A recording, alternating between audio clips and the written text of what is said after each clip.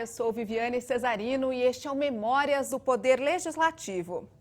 Hoje o programa é nosso, só das mulheres. A gente merece, porque apesar dos avanços, ainda tem muita desigualdade por aí, viu? A primeira, no bolso.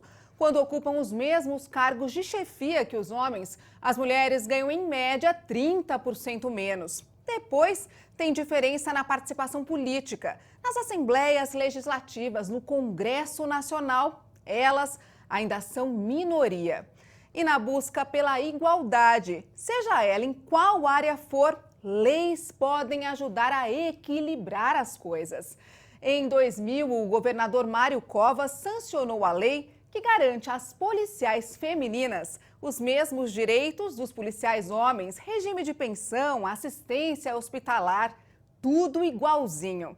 Esse projeto saiu daqui, foi feito pela nossa entrevistada de hoje, Maria do Carmo Piunti. Ela foi vereadora em Itu, foi eleita 2 vezes deputada estadual e é batalhadora dos direitos iguais. Muito obrigada pela presença da senhora aqui no Memórias, é um prazer. Olá, Viviane, é um prazer estar aqui contribuindo com as memórias do Poder Legislativo Paulista. Bom, tudo que a senhora puder relembrar para a gente é importante. Que bom, e para mim também. Vamos começar então querendo saber do interesse da senhora pela política. Como é que surgiu? Foi desde pequenininha essa questão de batalhar pela igualdade mesmo? Na verdade, assim, eu sempre fui uma pessoa, eu acho que eu sempre fui uma pessoa bastante destemida, né? Estudei em colégio de freiras e era muito desafiadora e tal. Mas aí, na época, quando eu ainda namorava, né, quem foi o meu marido, ele era político. Quando nós começamos a namorar, ele já era presidente da Câmara, 8 anos mais velho que eu, e ele foi presidente da Câmara muito jovem. E com 26 anos ele se elegeu prefeito de Itu. Eu tinha 18 na época, foi minha primeira vez que eu votei, porque era com 18 anos que a gente votava. E essa foi primeira dama aos 18. E essa foi, a gente só namorava, nós casamos durante o mandato. E nessa eleição eu já estava fazendo boca de urna, então eu costumo dizer que desde a primeira vez que eu votei, minha primeira eleição, que foi com 18 anos, eu fiz boca de urna e trabalhei em praticamente todas as eleições que vieram daí. Então, é uma longa experiência, quer dizer, e eu sempre gostei, eu acho que precisa gostar. Na minha vida política, principalmente como deputada, eu convivi a grande maior parte do tempo com homens, né? Porque eram mais homens do que mulheres. E isso é uma realidade mesmo. E o que eu ouvia muito dos colegas parlamentares, dos deputados, é que grande parte das mulheres não gostavam de política, né? Apenas uma parte muito pequena das mulheres dos deputados gostavam de política. E a senhora concorda com isso? Eu acho que sim, pelo menos na época era esse o quadro, né? Até porque eu acho o seguinte, a mulher tem uma vida própria, ela não é obrigada, só porque o marido é político, ela gostar de política. Então, também acho isso, né? Porque o marido está, ela precisa participar. Agora, no meu caso, eu não fiz nada forçada. Eu sempre gostei, sempre fui, sempre estive à frente. Em 78, nós participamos de uma greve dos ceramistas lá em Itu. Eram 86, 82 cerâmicas na época. Meu marido era advogado do sindicato, ele que é de origem sindical.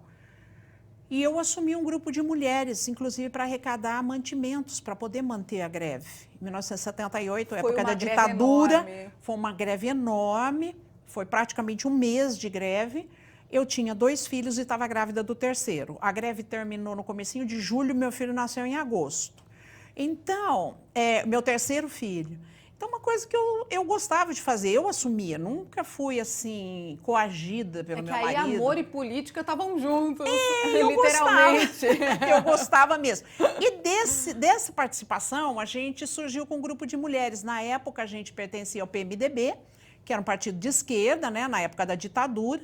E surgiu o grupo de mulheres do PMDB para a gente lutar pela cidade e batalhar por aquilo que era a necessidade dos moradores. A gente fazia reunião nos bairros, na periferia, íamos à Câmara Municipal levar as reivindicações.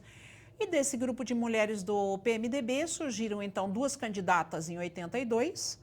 Né? A outra candidata não logrou êxito, se elegeu, me elegi. Eram 15 vereadores na época, na Câmara, e eu era a única mulher. Era a quarta mulher na história de Itu a ser vereadora, e Itu, que é uma cidade de mais de 400 Isso no começo anos. da década de 80. 82, comecinho de 83. Nós tomamos posse em fevereiro de 83. E aí houve uma disputa interna dentro da bancada por quem seria o presidente da Câmara. E o meu nome surgiu dentre os outros vereadores como um nome de consenso. Já de cara, sim? E eu acabei sendo eleita presidente da Câmara, a primeira mulher a ser presidente da Câmara em Itu. Em 83 até 85. Qual foi a reação dos colegas, dos eleitores, da imprensa? Foi uma questão assim, foi muito interessante, e eu dizia até que aquele foi realmente o meu batismo de fogo, né, político. Imagino. Porque depois, aqueles que não eram favoráveis, né, a bancada, que não eram favoráveis, não eram da situação, tentavam me testar muito. Né, em que me sentido, testar. deputada? Eu era uma vereadora novata, quer dizer, eu não conhecia, falar para você que eu conhecia regimento, que eu sabia e tal, eu não sabia. Então, eu tinha que ter muita perspicácia, muita astúcia para conduzir aquilo, e até, em muitos momentos, assim, suspender a sessão de Câmara para dizer, eu vou consultar o regimento. Né? E aí, quando um vereador me disse, essa é uma presidente que precisa suspender a sessão para consultar o regimento. Chegaram a falar até assim? Querendo dizer, tipo, ela não sabe. Não sabe nada. E eu disse, eu vou consultar mesmo o regimento, porque eu não conheço mesmo o regimento inteiro. Acabei de assumir, eu não sou obrigada a conhecer o regimento inteiro. Então, e o pior, nesse momento, o vereador pediu, um vereador que já estava no terceiro mandato, ele tinha pedido uma questão de ordem, citando um artigo do regimento, e era completamente equivocado, não era verdadeiro, e ele estava realmente blefando. Te testando. E aí, quando eu suspendi a sessão, eu voltei e, evidentemente, disse a ele o que ele merecia ouvir, né? Porque ele fez propositadamente, quer dizer, ele entendeu que eu não conhecia o regimento, ele citou um artigo qualquer, ele não tinha direito àquela participação naquele momento. E aí eu disse para ele, e eu acho que isso me fez assim, fez com que eles me respeitassem mais. O que a senhora respondeu? Eu acho assim, ele foi uma pessoa que, ele usou de um ardil, ele foi ardiloso, ele não foi uma pessoa verdadeira, não foi honesto, eu disse para ele, não foi honesto da sua parte, foi desonesto da sua parte fazer isso, porque se eu inclusive concedesse para ele o direito que ele estava pleiteando, baseado naquele artigo, depois eu poderia ser ridicularizada, eu poderia ser notícia de jornal, porque não estava correto, não era o regimento. Né? E então ele realmente fez para mim, não só para me testar, ele fez para me envolver numa situação constrangedora, de saia justa. Né? Mas eu acho que tudo isso é aprendizado, é muito bom. E aí, quando foi em 86, eu era ainda vereadora, eu fui convidada, então, pelo deputado federal Mário Covas a ser candidata a deputada estadual, quando era o candidato Orestes Quercia. E existia, então, vários grupos no PMDB, e o Mário Covas me convidou e insistiu muito para que eu saísse candidata. Saí candidata a deputada, uma coisa que eu não imaginava na minha vida, com filhos ainda pequenos, né, 86. São 3 filhos, né? 3 filhos, homens. E aí eu fui a quarta suplente naquela época. A diferença era muito pequena. O PMDB naquela época, naquela bancada, elegeu 37 deputados. Em 84? Em 86. 86. Inclusive o deputado Tônico Ramos, que está aqui na Associação dos Parlamentares, o deputado Tom Cafalcetti, que também colabora aqui na Associação dos Parlamentares, o senador Aloysio Nunes Ferreira, que hoje é senador, era deputado estadual na nossa bancada. Enfim, tantos nomes. E mulheres? E mulheres, na bancada do PMDB, elegeu-se a Ruth Escobar, que era reeleita, era o segundo mandato, no mandato anterior só tinha ela de mulher na Assembleia, ela se elegeu pelo PMDB, a deputada Guiomar Namo de Mello, que era da área da educação, e a deputada Eni Galante, que era de São Bernardo, se não me engano, o marido dela acho que era prefeito de São Bernardo. Mas ela não tinha tido nenhuma participação política assim, de cargos eletivos antes. e eu. Então, éramos 4 mulheres numa bancada de 37 homens. Mas era muito bom. Foi muito bom porque dentro da bancada a gente não tinha nenhum tipo de diferenciação de gênero, não. A gente era tratada como igual, requisitada para trabalhar como igual, né? Tivemos uns embates muito grandes naquele mandato. Eu fiquei 4ª suplente, é isso que eu não terminei o pensamento. Mas o Quércia chamou, na verdade, 5 deputados suplentes, porque ele levou 5 deputados eleitos para serem secretários. Então, nós ficamos 2 anos, inclusive, veja, o deputado Ricardo Trípoli, que foi presidente da Assembleia, na época era o 5º suplente, né, abaixo de mim. Nós ficamos, então, 2 anos na Assembleia até dezembro de 88. Então, 2 anos como suplente e depois eleita. Depois eleita, porque aí em 88, nós, inclusive o deputado Ricardo Trípoli, o deputado Chubassi, em memória, que já faleceu, que era o 3º suplente, nós saímos do PMDB porque, na época, dava-se a fundação do PSDB. E aí nós fomos para o PSDB. Eu, inclusive, fui a primeira presidente do PSDB na minha cidade, em Itu. Janeiro de 89, o nosso diretório estava montado, eu assumi como presidente do PSDB. E, evidentemente, então, não podíamos continuar como suplentes do PMDB, né? Uma questão política, de jogo político. Aí, em 90, o Mário Covas sai candidato a governador, mas eu não saí candidata a deputada. E aí, em 94, por insistência do Mário Covas, que sai novamente candidato a governador, eu saí candidata a deputada pelo PSDB, aí fui eleita, e depois, em 98, reeleita, e apenas em 2002 que eu não consegui me reeleger por uma margem muito pequena de votos. E eu falo com muito entusiasmo porque o trabalho parlamentar, para mim, era um trabalho muito realizador. Por quê? Olha, eu acho que é um desafio, você convive assim, acho que aquelas pessoas que têm uma experiência no executivo, elas têm mais dificuldade de se adaptar no legislativo. Mas como eu não tive uma experiência no executivo, eu já vim do legislativo, foram 4 anos... E veio muito testada, por sinal. Exatamente. Foram 4 anos... para qualquer coisa. Foram 4 anos como vereadora, daí 2 como deputada suplente. Então, quando eu assumi em 94, para mim era muito bom. Eu me realizava muito. Me realizava no plenário, nas comissões, nas discussões, nos debates. Eu tive a oportunidade de chamar muitos debates na Assembleia. Um dos debates, você fala aí dos direitos das mulheres, muitos debates fizemos para mudanças, não em leis, mas em comportamentos do governo do Estado com relação à morte materna, né? Que ainda hoje ela é uma realidade. É verdade. Por conta do mau atendimento nos hospitais públicos, né? Então, quando eu vejo falar, não, precisa fazer mais parto normal, precisa fazer menos cesárea e tal, mas os hospitais precisam dar condições a essas mulheres. Essa é uma discussão que está aí no olho do furacão. No olho do furacão e que eu não vejo ninguém, na verdade, assumindo esse debate, né? Eles, na verdade, analisam quanto custa um parto e quanto custa o outro.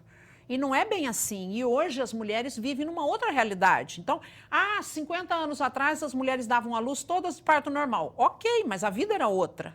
Era mais sossegado, as mulheres não tinham estresse, as mulheres não se alimentavam da forma como as mulheres têm que se alimentar hoje, porque você come na rua. A mulher grávida trabalha até quase o momento de dar à luz. Então, tudo isso é uma discussão que precisava vir à tona, né? Que eu acho que precisava ser discutido. E foram debates que a gente conseguiu chamar aqui na Assembleia, na época. Essa questão das policiais, como é que começou? Elas procuraram a senhora? Na verdade, foi um policial homem, por incrível que pareça, que era amigo meu e tal, que me procurou e que me mostrou, porque na lei, quando criou assistência social dos policiais militares, inclusive com atendimento no Hospital Cruz Azul, que é uma referência até hoje, praticamente não existia policiais mulheres. Então, no texto do regimento deles, diz assim, terão direito os policiais, né, que atuarem, que estão na ativa, e suas esposas. E isso se perpetuou e, de repente, em 2000, acho que foi o projeto de lei das policiais. Não, foi o projeto de lei de março de 2000. Eu entrei com esse projeto em 99. Quer dizer, como é que você descobre que em 1999 nós temos uma... E aí o que acontecia? O policial homem, ele tinha direito a ter assistência médica no hospital de referência e a esposa dele também. Mas a policial mulher não, porque não estava escrito esposo lá.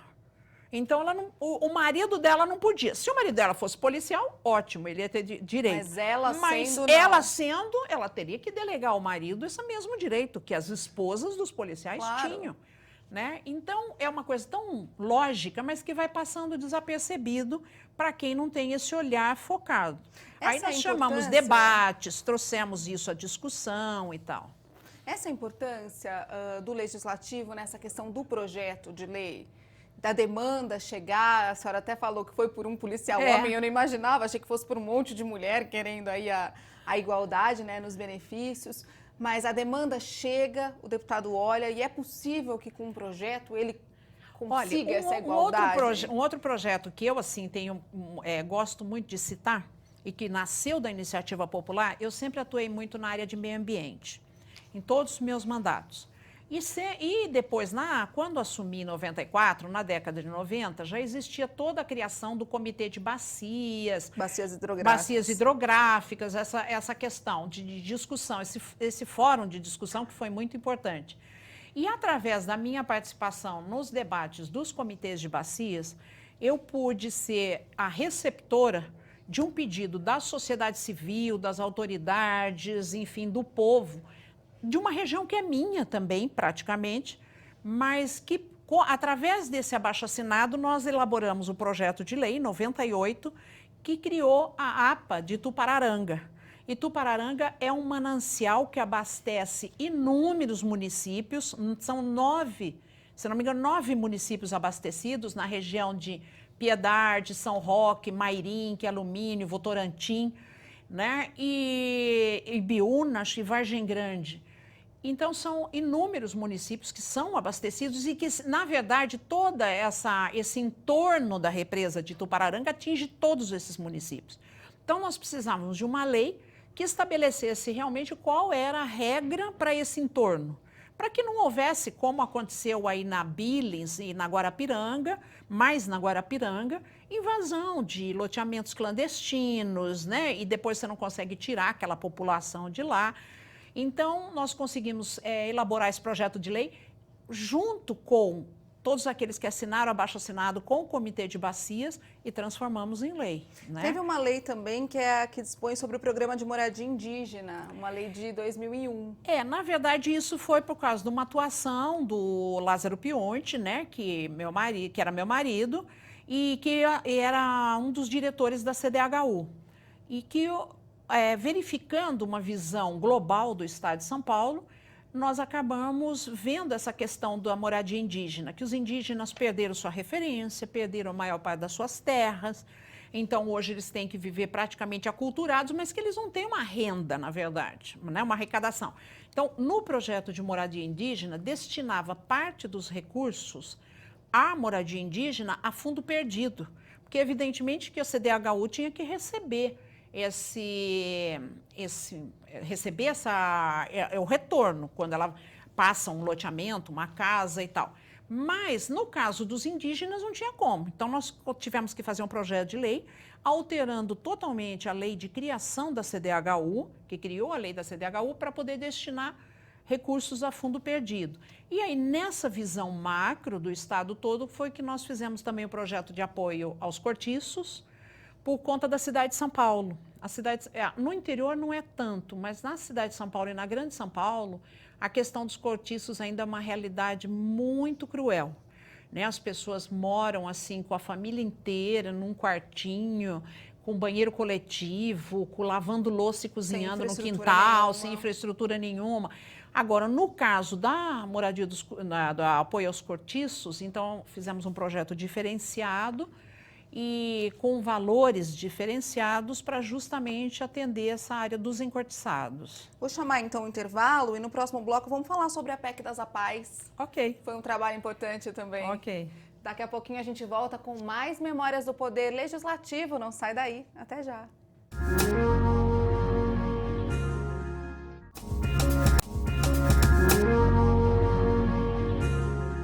O Memórias do Poder Legislativo está de volta e a gente continua aqui a nossa conversa com a ex-deputada Maria do Carmo Piunti. A senhora estava me contando, então, sobre os projetos de lei, as conquistas, né, que a senhora destaca durante os mandatos, e uma delas é a PEC que ajudou as APAES a terem mais recursos. Você falava justamente assim, como é que o clamor popular pode chegar e se transformar em lei, né? E eu tinha, na época, um contato bastante grande com a Lair, eu não estou me lembrando aqui o sobrenome dela, e que ela era presidente da Federação das APAES do Estado de São Paulo. E como ela fazia parte do Conselho Estadual da Condição Feminina, que eu também militava, fazia parte, enfim, de vários movimentos de mulheres, a gente acabou estreitando relações, isso no mandato que eu fui efetiva, 95 a 2003. Nós acabamos estreitando relações e um dia ela começou a conversar sobre isso. E dizer que ela achava que não era justo as APAES dependerem, né? Embora nós já tivéssemos, na época, a Lei Orgânica de Assistência Social, a LOAS, que eu participei também antes até de ser deputada, da elaboração da LOAS, cujo relator no Congresso foi o Geraldo Alckmin, que hoje é governador, estivemos em Brasília com ele. Embora já existisse a LOAS, que permitia que todas as entidades assistenciais tivessem uma participação mais paritária, nas verbas, sempre a Secretaria Estadual, a Secretaria Municipal de Promoção Social, de Desenvolvimento Social, ela sempre é uma secretaria que tem pouco dinheiro. E a Constituição de 88 já designou uma verba bastante grande para a educação. E a Lair me colocava o seguinte, que as APAES, elas ficam com os alunos que deveriam estar na rede pública. Na época, os alunos eram de 7 a 17 anos. A gente sempre via as APAES correndo atrás fazendo campanha, com pires na mão. Com pires, né? na mão. Sempre com pires na mão. E os alunos de 7 a 17 anos tinham que estar na rede pública. Então, o justo, o lógico, seria que o governo do estado pagasse às APAES o mesmo valor que custa um aluno na escola pública. Quer dizer, na verdade, deveria pagar mais, porque ele custa mais. Ele precisa de professores melhores qualificados, ele precisa de uma série de coisas. Mas, pelo menos, que pagasse para as APAES aquilo que custava um aluno na rede pública.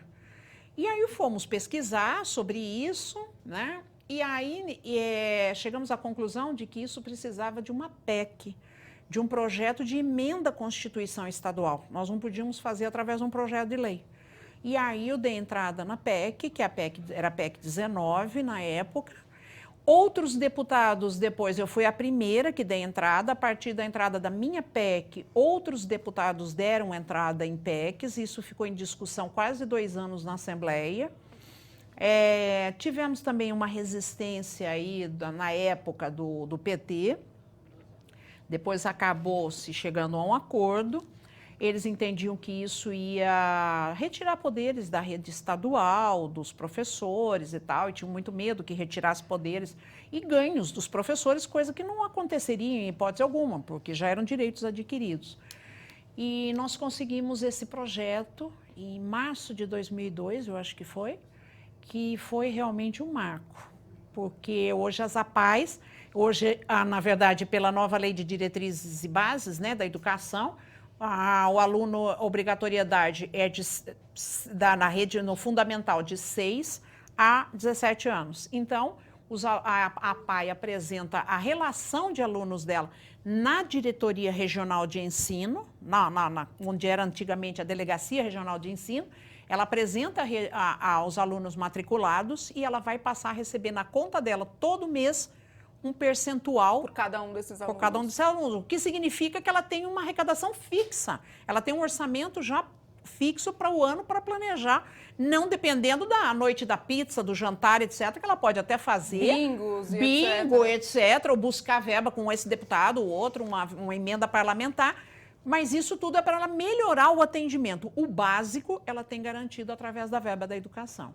Bom, deputada, em março de 2001, pesquisando aqui toda a trajetória da senhora, eu descobri que a senhora concorreu à presidência aqui da Assembleia. Como é que foi isso? Na verdade, foi uma questão assim mais pessoal, né? Eu tive um problema político e, na verdade, esse problema político extrapolou a Assembleia, né? E, na época, o deputado Walter Feldman numa reunião de jovens do PSDB. Ele do palco, acabou fazendo comentários desairosos. Meu filho era um dos dirigentes da juventude do PSDB. Foi muito constrangedor, tão constrangedor a ponto de grande parte das pessoas, quando meu filho levantou-se, muitas pessoas levantaram e ele teve até que interromper o discurso, mas ele já tinha feito. E eu deixei muito claro a ele que eu não tinha condição de votar nele para presidente da Assembleia. Então, vocês eram do mesmo partido? Do mesmo partido. Colegas de bancada? De bancada, e isso foi tudo colocado dentro da bancada.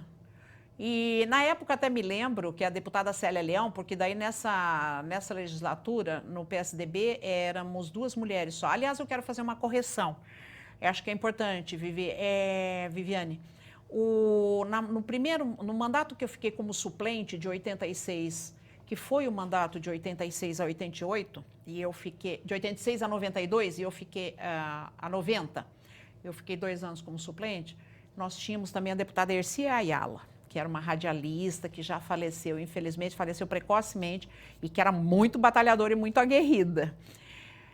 Mas no mandato, eu estava dizendo nessa eleição aí, no mandato no PSDB, éramos só a Célia Leão e eu, como mulheres.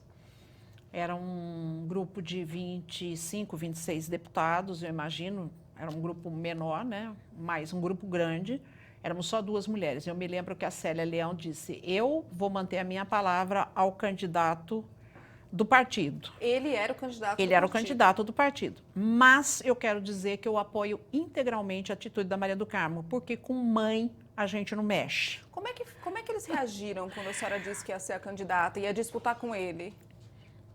Foi uma colocação tão, digamos assim, tão veemente e tão, como é que eu posso dizer, tão sincera, tão verdadeira. Eu acho que é até difícil falar isso de mim, né? E porque eu estava saindo candidata, que ninguém teve condição de me dizer, olha, você não vai sair candidata.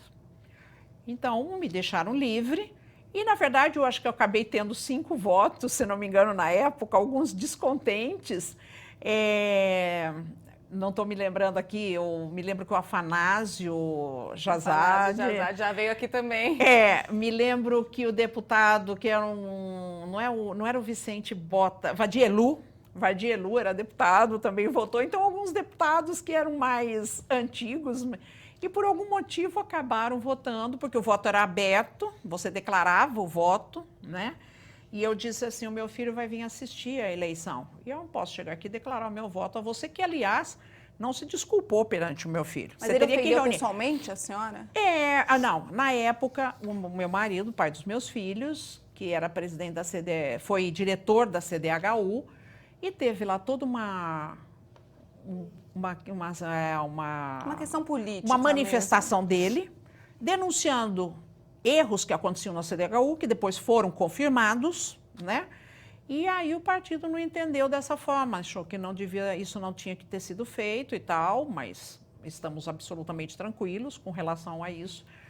Os erros aconteciam, os equívocos aconteciam, os desvios aconteciam, então foi denunciado. O governador Mário Covas, inclusive, retirou o presidente da CDHU da época, mas aí eles entenderam que o culpado era o diretor que tinha denunciado. Então as coisas se voltaram contra toda a nossa família, né? Levaram por esse lado pessoal. Mas eu acho que eu manifestei, acho que foi importante. Depois, no decorrer do tempo, ele acabou pedindo desculpas ao meu filho, porque não era essa a intenção dele, ofender o meu filho, e acabamos tendo uma vida parlamentar coerente, né? Como deputados da mesma bancada. Mas eu sempre fui muito firme nas minhas posições. Quem me conheceu sabe disso. Eu brigo dentro da bancada, eu sei que eu estou no legislativo, e por isso que eu falo do legislativo me empolga, mas eu sou uma pessoa de opinião muito firme. Lutei muito numa determinada época, porque tinha uma vaga para ser vice-presidente do meu partido, em 97. Nunca tinha tido uma mulher na vice-presidência do partido estadual. E aí eles me disseram que, como a Zulaia já tinha sido indicada, que era deputada federal indicada para ser segunda vice, não podia ter 2 mulheres. Falei, bom, até agora só teve homem. Aí, pô, podia. Agora vão ter 2 mulheres, não pode. Então, realmente, eu acho que vocês estão com medo, né? Que eu esteja lá e a Zulaia, porque talvez aquele diretório nunca mais seja o mesmo.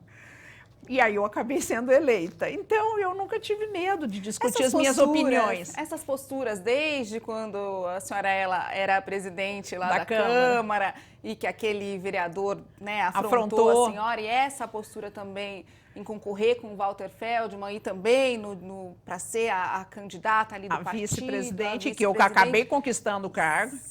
São posturas que a senhora foi adquirindo por conta de ser minoria, na maioria das vezes, né, como mulher, ou porque é natural mesmo? Desde sempre foi assim? Eu acho assim, nesse momento, um deputado falou para mim, nossa, você é tão briguenta, mais ou menos isso. Deputado da minha bancada, que inclusive eu tinha muito relacionamento com ele, você é tão briguento, mas falou na reunião da bancada.